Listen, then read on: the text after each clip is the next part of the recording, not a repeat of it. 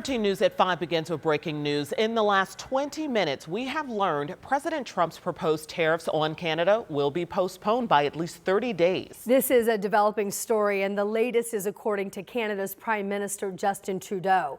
Trudeau says that President Trump and he agreed to postpone after promising more cooperation along the Canadian border. This is a similar agreement the president reached with Mexico this morning. But the tax on the imports from China are expected to go into effect tomorrow as of now. So tonight we're helping you understand the impact the tariffs tomorrow or potentially in the future could have on you and your checking account. And we're talking about the things that you rely on every day, from food and drinks to fuel and energy, as well as cars, steel, lumber, electronics, home appliances, and even your toys. It's a long list, so we wanted to know how these tariffs could potentially impact you if they're imposed. Karen Campbell spent the day looking into it, and she joins us to explain what we can expect to see happen tomorrow or in the future. Karen, this is wide-reaching. Yeah, well, President Trump's tariffs could impact all of us, right? You, me, the consumer, on everything we buy. We just saw a list there of some of the things that could impact us. And I spoke with an economist who says there are two scenarios here. One that could actually benefit Indiana regarding these tariffs, and one that could lead to inflation. President Donald Trump has vowed to impose 25% tariffs on items from Canada and Mexico and 10% on products from China. Canada's Prime Minister striking back, announcing a 25% retaliatory tariff on U.S. goods. If tariffs stay in place a long time, that's going to increase the price that we pay for everything we get from these trading partners. Indiana University Kelley School of Business professor Phil Powell says that's because U.S. importers pay fees or a tax when their shipments arrive and are likely to pass on some of the costs. The list includes cars, lumber, food, beer and alcohol, electronics, home appliances, and more. According to the Indiana Manufacturers Association, Canada is Indiana's biggest trading partner, representing 27% of the state's total goods exports. In a statement to 13 News, the association said tariffs will impact this critical industry. Powell says there is another option that could benefit Indiana. And if these tariffs are on the books for just a few weeks, or even just a couple of months, and there's some really good deals that are made, then the tariffs will reverse themselves, and Indiana exporters will actually have a stronger market position in the long run.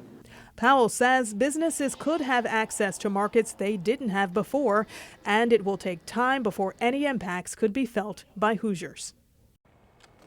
Well, Powell says Hoosiers are understandably concerned about the potential impacts on everyday items. But again, he's hoping the White House can strike a deal and negotiations can go through, meaning there will be not much of an impact on Hoosiers' wallets. Yeah, well, time will tell. Exactly. All right, Karen, thanks so much. In the meantime, on this very issue, local businesses are getting ready for what potentially these tariffs could bring for them and their customers over the months to come. A ripple-down effect. Our Samantha Johnson stopped by a popular liquor store here in Indy and shares their advice for you. The folks here at Conn's Fine Wines and Spirits say prices will go up on things like Canadian whiskey and tequilas from Mexico, but they say customers won't see that price increase right away. First, what we have to do is get rid of the supply that's already in the States. Once that supply is gone and the new supply comes from either Canada or Mexico, that's when the increase in tariffs will happen and the pricing will go into effect. And that could take 3 to 6 months. Crown Royal, Canada's largest exports for whiskey, will definitely be impacted. Either $35, $36 a bottle for the regular. That's $6 more. And for some goods, experts say finding alternatives is easier said than done. There is no substitute for tequila. Tequila is tequila. It can only be called tequila because it comes from tequila. So Conn's wants its customers to know, if you see a price increase, it's because the price went up to us. And that's with us making the same amount of money. So you've got a couple options. Stock up now. Yes, please. Please. Wait it out or settle for cheaper domestic options once those tariff prices do take effect. In Indianapolis, Samantha Johnson, 13 News. You'll also feel the impact of these tariffs when you go to fill up the car with gasoline. So you may have noticed that prices under $3 as you drove to work or back home today. But if the president's tariffs on Canada go into effect in the future, well, you'll likely see gas prices here in the Midwest start to rise. That's because most Canadian oil is shipped to refineries in the Midwest, including those here in Indiana, through a pipeline. Don't forget, you can always find the lowest gas prices across central Indiana through a link on our website. Yeah, we'll help you. Just check out WTHR.com/gas prices. All right, Angela has some help with the weather. Hey, lady. Hey, Felicia, 68 degrees this afternoon. The work week is off. I know, woohoo, is right, off to a warm start. That 68 breaks the record of 67 set back in 2020. You still have an hour of daylight to run outside and enjoy what feels like spring in February. And I'm here to alert you of a big change coming in the next 24 hours. Tomorrow will be 20 to 30 degrees colder. Instead of close to 70, we're going to be close to 40.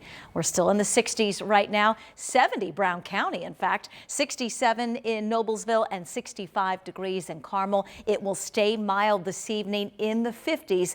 Morning temperatures, kids are going to need that heavy coat again early tomorrow. Low 30s to start and highs tomorrow afternoon, 35 to 40. All right, Ms. Angela, thank you. We will be tracking weather along with you. And developing tonight, we are learning the names of 2 men shot and killed in the past few days. The Marion County coroner has identified the victim of a shooting near East 34th Street and Georgetown Road as 23-year-old Kamari Hunt. The shooting happened just before 1 o'clock Friday afternoon, and that caused a lockdown at a school nearby. And then the Marion County coroner has also identified a 44-year-old man that Metro Police found shot inside of a business on Indy's near West Side. Someone shot Willie Scott around 4 o'clock Saturday afternoon. This happened near West 10th Street and King Avenue. Officers tell 13 News they found him in critical condition. He later died at the hospital.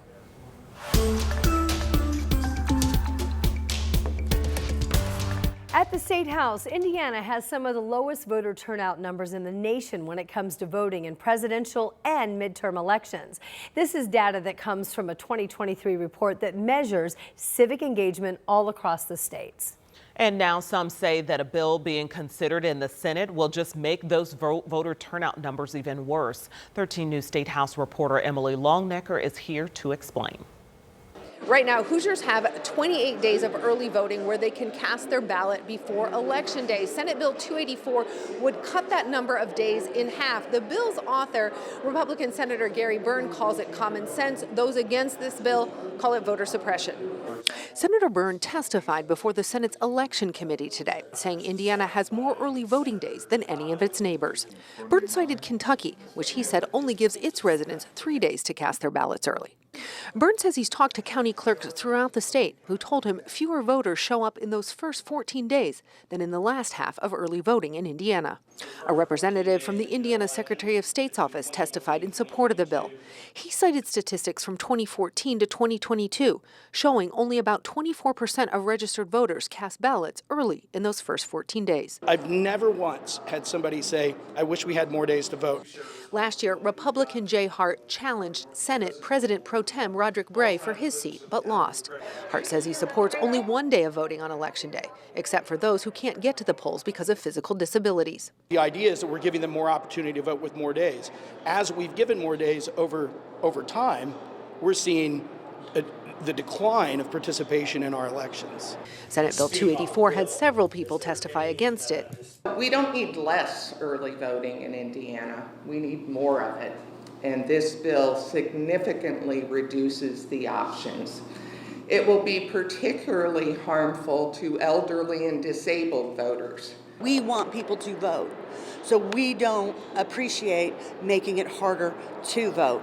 If you listen to Hoosiers, then they will, what they tell you will tell you that we need more accessible voting, easier voting. Cecilia Pointer, who helps register voters, said just because some counties see fewer voters in the first 14 days of early voting doesn't mean that's the case for all counties, especially ones with larger populations like Marion County. I disagree with grouping a small populous area with the populous area and expecting us to be able to work out what might work for them. Even in my counties, this past election cycle, we saw long lines, even with the 28 days. So I know that if we reduce that number, we're going to see longer lines in that 14-day window, even longer lines on election day. We should be making it easier for people to vote, not more difficult. Democratic State Senator J.D. Ford, whose district encompasses parts of Marion, Hamilton, and Boone counties, said he'll be offering an amendment later that calls for more early voting locations, with the number of early voting days in this bill now cut in half. Senate Bill 284 passed out of committee today by a vote of 6-3. Those who support it say the changes to the number of days just make sense. Those against this bill say if it's not broke, don't fix it. We'll see what the full Senate has to say if this bill gets called for a second reading. At the Indiana State House, Emily Longnecker, 13 News.